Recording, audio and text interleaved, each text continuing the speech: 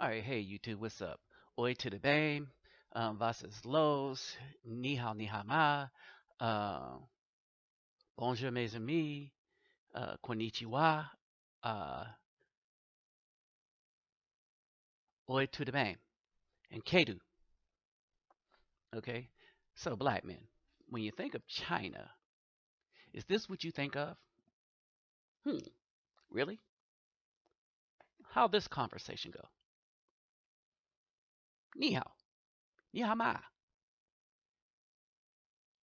wo han hao, xie xie, ni ne? Hmm, boo.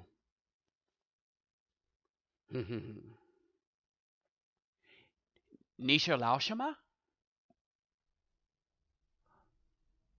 不是，我是学生，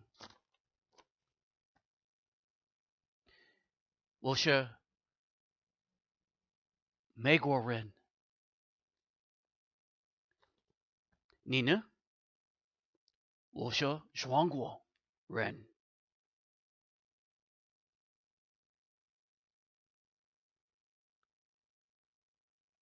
到小美国英语。Okay, good. Your Chinese is horrible. Well, your English is horrible. Hmm. Then we must fight. Okay, let's fight. So is this your? I mean, really? Because this is basically what I think of when I think of China. I think of a lot of good people. Think of Chinese food. Think of a lot of Chinese design, Chinese clothing, and of course kung fu. But I'm about to let y'all in on some stuff. China put some kung fu stank on divorce in 2011 divorce laws, and the U.S. should take notes. Huh. What am I talking about, brothers? Sisters ain't gonna like this too much. Women that's been doing all this evil for such a long time, they ain't gonna like this too much. What kind of kung fu stank am I talking about? Well, evil and conniving women. Do China have a law for you? Can I get an amen? Evil, greedy, and conniving women. China have a law for that behind. All right.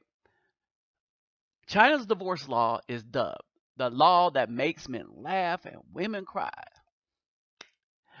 Outside the marriage registry office in Beijing, the Shaoyang district, that is the Chaoyang district. It is easy to spot men and women who make up some of the estimated 5,000 couples a day who are in divorce court in China. Somebody keep interrupting this dude's kung fu. So this was a problem for the Chinese, and the Chinese, which are governed primarily by men, all right, that could give a f about what women think, because at the end of the day, they're looking what's better for the community as a whole, and in everything about Chinese philosophy, it is understood that whereas women are considered vitally important, all right, and they hold up half the house, right? As far as leadership, they are self-centered on what will benefit themselves at the risk of the community as a whole. So this is what was happening. Um, And so let me read a little bit, all right? Excuse me, read a little bit. She is late. Okay. A few it says a few, it gives a picture, overall picture, that a few couples are arguing in a last ditch plea to save a marriage. All right. Um and most simply have downcast faces, indicated that they're here to get a stamp on their marriage certificate, which the bureaucracy obsessed Chinese are actually little red books that say that they are now officially divorced. So that's all it is, right? Right. Now, here is the issue.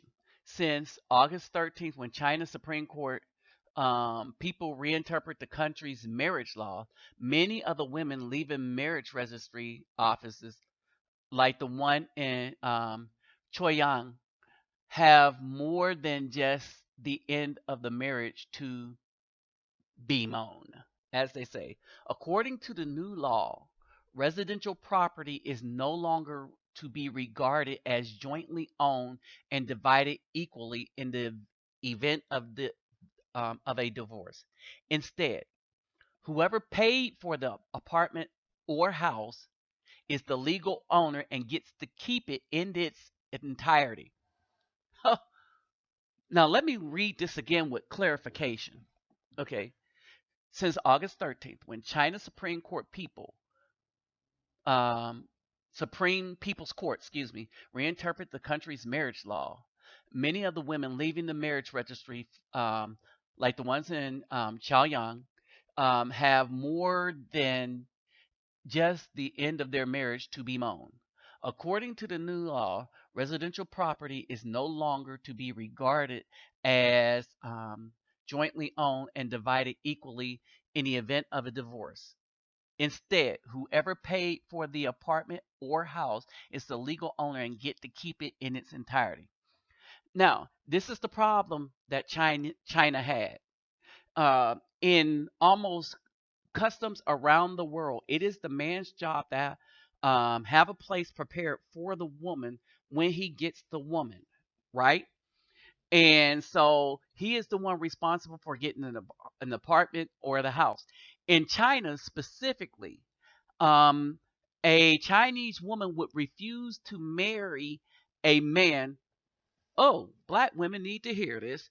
A Chinese woman would refuse to marry a man if he did not have a house prepared for them. All right. And they married young. They didn't wait till they got halfway over the hill before they decided to get married, like black and white women do here in the United States. When they lose their beauty, start losing their beauty and stuff, and then wonder why nobody wants to marry a woman with all these high degrees that don't mean nothing in a home. All right. Now, I give the women credit for this. So the man had to have a place prepared, right? But the problem was that their divorce rate went up too. Okay. In China, the ruling, I'm reading the third paragraph. In China, the ruling of its most senior judge automatically replaced the existing law. For the male dominated court, so because it was male dominated, they saw the logic in what they were doing.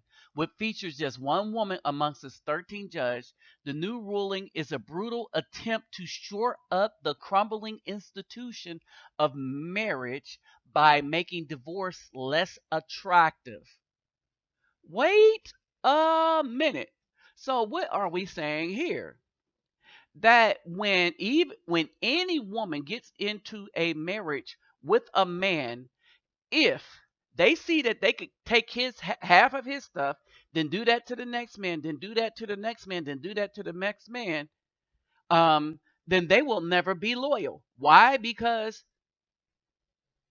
women everywhere become hoes when there's an incentive to steal money from a good provider. Like the hoes that aren't loyal here in the United States. There's a reason these dudes are writing these songs, bashing, not bashing black women. They're telling the truth because they're not loyal, right? Now, let me read on. It is also a ploy to end the obsession with property ownership, which has gripped China in recent years, as home prices have skyrocketed. But for those who have made it the most talked about subject amongst female users of Weibo, the Chinese version of Twitter, has been dubbed the law that makes men laugh and women cry. And I'm saying this law is spitting fire, straight fire. Um, so here's the problem with this. The problem with this is only the women are having a problem with this. All right. And the reason why the women are having a problem with this and the reason why they're crying and the men are laughing is that men are more loyal to a marriage than a woman is. And a woman is less loyal to a marriage when she knows she could take the half of a man's property. She'll take half of his, go to the next man, take half of it. Now, we've known this for eons and a day in the United States. But the difference between us and China is men, real men run China. Real men fight for America and die for America, but they come back to nothing as the women take everything and go on to the next Pookie and Ray Ray and them. All right. And so we got the one woman complaining. Her name is Yang Yan. Uh, Yang Yan Yan. Yan. Yeah, Yang Yan. Well, I can't say her last name, but so forgive me if I butcher it. From those of you in China, I don't understand that pinyin. Um, but she is one of the women who could be forgiven for a few tears. No, she can't be forgiven for a few tears. F her tears. The 31-year-old travel agent came out of Shang, um, Xiaoyang office with her now former husband, but they went their separate ways immediately after 2 years of marriage. So they were only married 2 years. Now she is homeless. My ex-husband bought the apartment before. So he was trying to do his right thing before they were married, right? Now, what happened was this law, while this law wasn't in effect, this woman decided to act like the self-entitled women do in the United States and decide she was going to act a fool. Why? Because she knew she was going to get half his income, half the house, half everything, and then she'll just go to the next person. All right, and you'll understand this when you look at the age group in the next paragraph, right? But what she did not count on was the change in the law before she had a chance to divorce him, right? And so the husband bought the house before they were married. So under the new law, she is not entitled to anything. So she says, I am not entitled to anything. Um, I'm hoping to get the car and half the money I paid towards the mortgage for the last 2 years. It's quite a burden for women, but at least I have a good job, and it would be much harder if I was a housewife in the country. Now, here's the problem with her statement. A little background on her and a lot of these women. When a Chinese person marries a woman, the family usually come in and help out.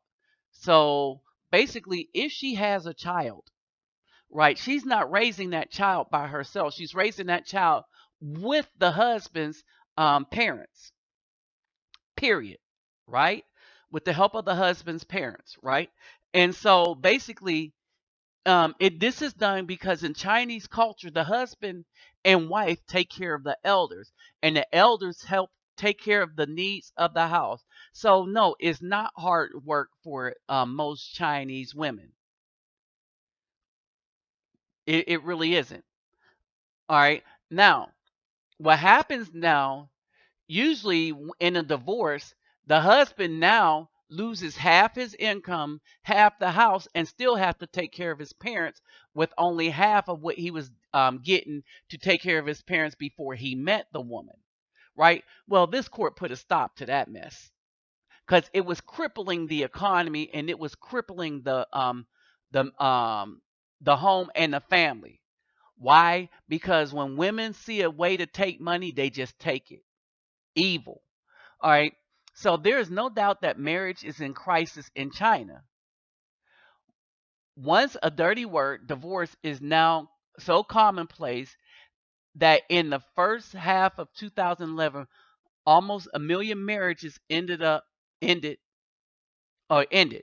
a jump of 17.2% on last year, according to the Ministry of Civil Affairs. Now, here's the problem with it. If you're looking at this, everybody is getting their cue from the United States, from the women of the United States. Everybody is trying to be like the women in the United States. The United States laws have so effed up everything in the mentality of women everywhere. And the evil women of the United States are making the women evil everywhere else. The only women that are untouched by the evil of the United States are the ones that do not have television or where black and white women of the United States can't get to them. Now it says, and it's only among this generation and on forward, right? Among Miss Yang's generation, the 18 to 30 group, and in the major cities, around the third of all marriages fail. So basically, it's the 18 to the young group that pay attention to what's going on in the United States, that have Twitter and everything, and um, in the major cities, the ones that have jobs and stuff. So they have jobs and their husband have jobs, but they want the money that they're making and they want his money. So basically, this is the mantra of the black woman, the white woman, the Chinese woman, or any woman that pay attention to what's going on in the United States and trying to be like the jacked up, effed up, and evil women here. What's mine is mine, and what's yours is mine. That's their mantra. That's the mantra of these women, right?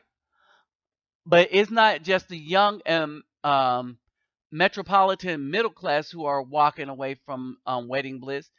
In the first quarter of 2011, the biggest rise in divorces was in the southwestern province, Sichuan and eastern Shandong province.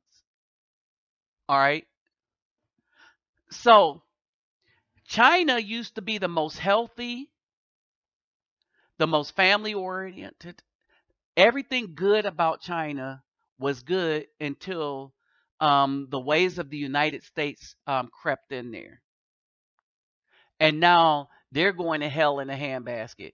But looking at the United States and seeing how jacked up and effed up our women is, and observing that the problem is that our women like to keep on stealing from man after man after man after man, they decide to make this law where women cry and men laugh.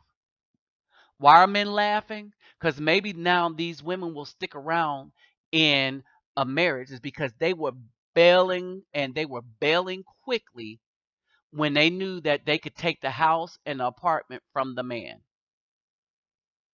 So they weren't getting married for love. They were getting married to get money, then doing it again, then doing it again, then doing it again. They were becoming just like the American women, and China put a stop to that. So what can I say to this? The US can learn some things from China other than Kung Fu. Now, here's some final thoughts, right? And observe this. In some cases, men who already own a house have been told by their fiancés that they will refuse to have children or care for his parents, which is the traditional duties of wives in China, unless they are registered as co-owners of property before they marry. Doing that is the only guaranteed way to ensure that they are legally entitled to half of the home. Can anyone say that that's a death trap for the man? A man would have to be a stupid fool to do that. And that's the first woman you kick to the curb because you know she gone as soon as she signed them papers. All right. And so, I mean, basically, I don't care how good she look. I don't care if she's a 10, she that fine, booty out to here, breasts out to there. That's a woman that need to be immediately kicked to the curb. All right. The only way to fix the home and the sanctity of the relationship of husband and wife is to stop the greed and whoredom of women by not rewarding them for their evil. Is working for China. America, I think we need this law here. That's my final thoughts. And so I would like to leave you with something before I'm out. Why? Oh. American woman. China got something for that ass. Oh. They call it divorce. Come. Fool. What?